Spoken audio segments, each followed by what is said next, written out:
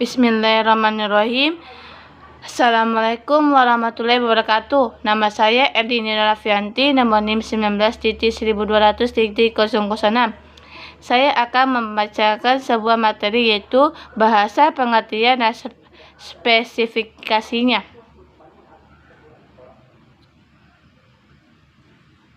Yang pertama, pengertian bahasa. Yang satu, nomor Ferdinand de Saussure. Bahasa adalah ciri pembeda yang paling menonjol, karena dengan bahasa setiap kelompok sosial merasa dirinya sebagai kesatuan yang berbeda dari kelompok yang lain.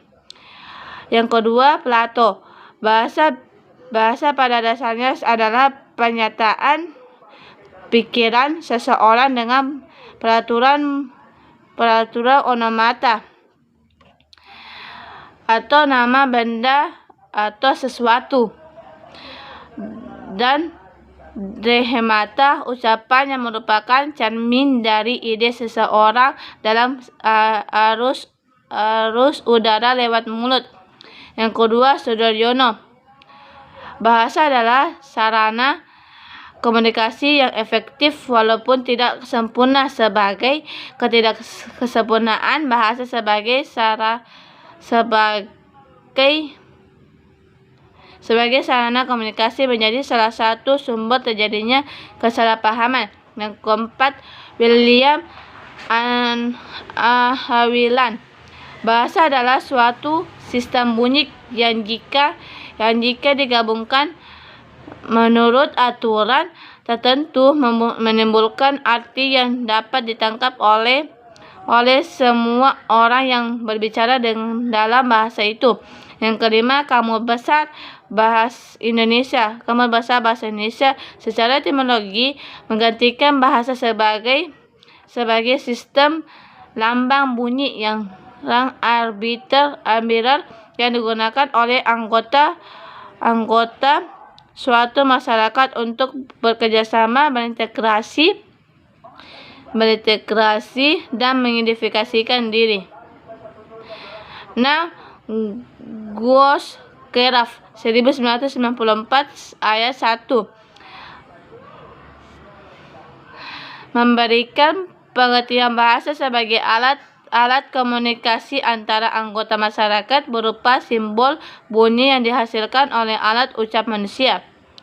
Jadi, pada dasarnya bahasa adalah suatu alat atau media yang digunakan untuk melakukan komunikasi dengan lawan bicara dengan perantara simbol bunyi agar dipahami dan dimengerti. Asal usul bahasa Arab. 1. Sastra bahasa Adabul Lugha. Bahasa adalah lafal yang diungkapkan oleh setiap kaum atau masyarakat untuk mengungkapkan maksud mereka, baik isi hati maupun pemikiran mereka. Adapun sastra bahasa Adab al-Lugha itu adalah sendiri adalah kata-kata indah yang mengandung imajinasi yang cermat, pelukisan yang lembut yang diwariskan atau dihasilkan oleh para penyair dan penulis. Terkadang kata adab digunakan juga untuk menyebutkan segala pembahasan ilmiah dan cabang-cabang seru seni sastra yang dihasilkan oleh setiap bahasa, sehingga kata adab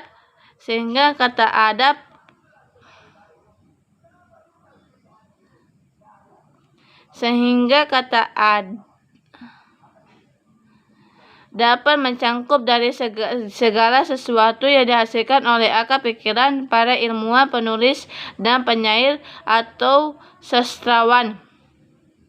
Yang kedua, sejarah bahasa Arab. Bahasa Arab termasuk rumpun bahasa Semit, yaitu bahasa yang digunakan oleh bangsa-bangsa yang tinggal di sekitar sungai Tigris dan Furat dalam Syria dan Jazirah Arabia atau Timur Tengah.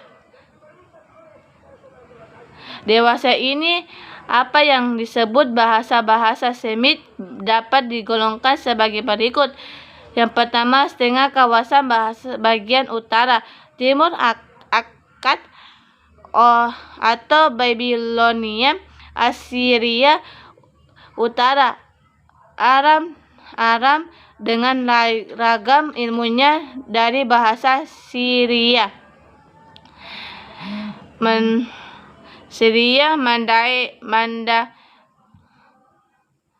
Mandaya dan Nabatea, serta ragam baratnya dari Samaritan, Arab Yahudi dan Palira, Barat, Fenisia, Ibrani, Injil, dan dialek Kanan lainnya.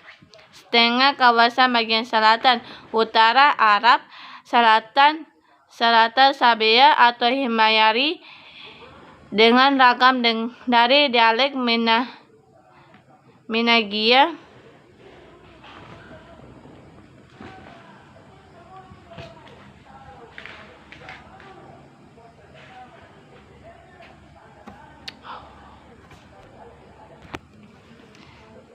selatan Sabea atau Himyari dari ragam dari dialek Binaya, Mahari atau Akili, dan Gis atau Etiopik dengan ragamnya dari dialek Tigre, Amhari dan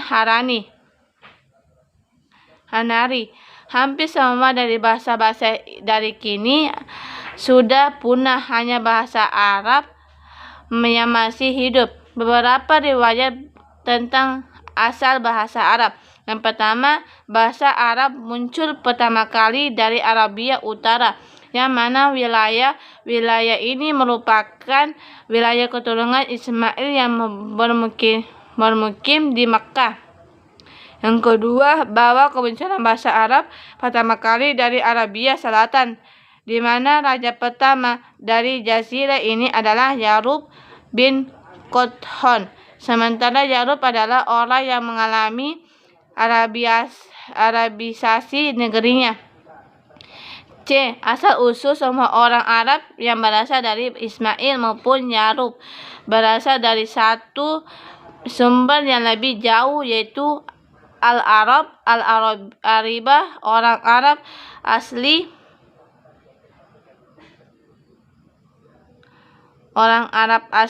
yang melakukan Arabisasi. Yang dapat ditinggalkan adalah bagian utara Jazirah Arabia. Mereka juga disebut Al-Arab, Al-Baida, orang Arab yang punah. Bahasa Arab merupakan bahasa semua bangsa Arab di Jazirah, bahwa bahasa Arab digunakan oleh orang Mekah atau orang Arab Selatan sejak dahulu kala sebagai konsekuensi bergeraknya penduduk ke wilayah itu, dan akhirnya bahwa gurun mereka merupakan tempat lahir suku-suku yang bermigrasi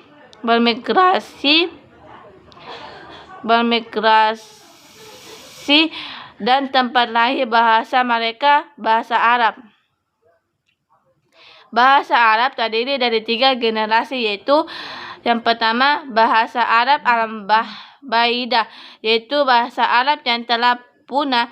Berita mengenai mereka yang sampai kepada kita tidak ada sedikit pun yang benar, kecuali yang dikisahkan Allah SWT dalam Al-Quran dan yang banyak disebutkan oleh hadis Nabi SAW. KB bangsa Arab Al-Aribah, yaitu bangsa Arab murni. Mereka adalah anak keturunan Qadhan yang meninggalkan tempat asal mereka di sekitar sungai Ifrat dan memiliki Yaman sebagai tempat tinggal mereka. Bahasa Arab Al-Mustahribah, yaitu bangsa Arab campuran. Mereka adalah anak keturunan Ismail. Ibrahim alaihissalam mengalahkan orang Qadhan yang berbaur dengan mereka. Di antara pendapat mengenai perkembangan bahasa Arab yang paling global adalah pendapat yang menyatakan bahwa bahasa Arab yang telah ada semenjak zaman Adam, sehingga perintis tulisan Arab dan pola kalimat bahasa Arab adalah Adam. Pendapat ini merupakan pendapat yang paling klasik dan merupakan interpretasi secara langsung dari Al-Quran surah Al-Baqarah ayat 31, yang artinya kurang lebih sebagai Allah telah mengajari Adam yang pengetahuan tentang segala nama. Dari dalil ini, mereka yang berpendapat bahwa nama-nama benda dan berbagai hal atau sifat di dunia ini telah diajarkan oleh Allah kepada Adam dalam bahasa Arab. Yang ke-B, pendapat dari ahli tulisan kaligrafi mengenai bahasa Arab menyatakan bahwa bahasa ini memang ada semenjak zaman Adam. Jadi merupakan bahasa yang pertama diciptakan manusia dan kemudian berkembang menjadi berbagai bahasa baru. Yang ke-C, pendapat modern secara internasional. Menurut teori ini, pendapat para ahli modern bahasa di dunia ini pada awalnya adalah berasal dari daerah asal manusia pertama menetap, yaitu sekitar Afrika dan Asia. Fungsi bahasa Arab. Pada dasarnya bahasa mempunyai beberapa fungsi yang sangat kompleks. Gross Keraf 2001 ayat 3-8 menyatakan bahwa ada 4 fungsi bahasa, yaitu pertama, alat untuk menyatakan ekspresi diri. Bahasa menyatakan secara terbuka segala sesuatu yang tersirat di dalam dada kita, bersekurang-kurangnya untuk memaklumkan keberadaan kita. Yang kedua, alat komunikasi. Bahasa merupakan saluran perumusan maksud yang melarikan perasaan dan memungkinkan adanya kerjasama antar individu. Yang ketiga, alat mengadakan integrasi dan adaptasi sosial. Bahasa merupakan salah satu unsur kebudayaan yang memungkinkan manusia pemanfaatan pengalaman mereka, mempelajari dan mengambil bagian dalam pengalaman tersebut, serta belajar berkenalan dengan orang-orang lain. Yang keempat, alat mengadakan kontrol sosial. Bahasa merupakan alat yang dipergunakan dalam usaha mempengaruhi tingkah laku dan tindak tanduk orang lain. D.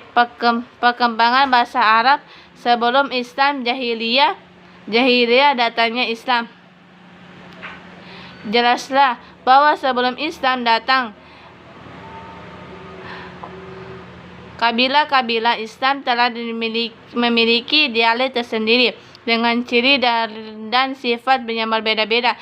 Tetapi setelah mereka merasa perlu lebih banyak berkomunikasi untuk acara tahunan dan ritual haji, mereka menjadikan bahasa Arab menjadi bahasa standar, karena dalam festival Al-Aswaq setiap pesertanya harus menggunakan bahasa Arab yang telah disempurnakan EYD.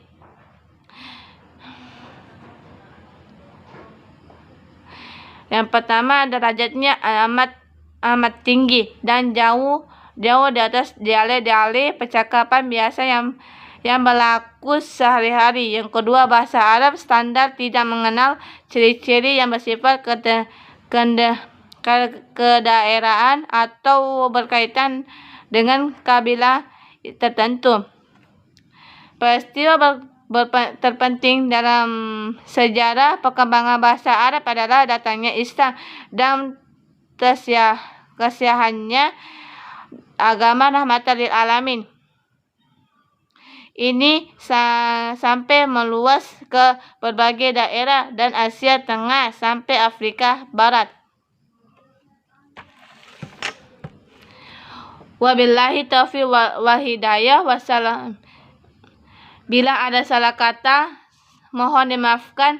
Wabillahi taufiq wal hidayah. Wassalamualaikum warahmatullahi wabarakatuh.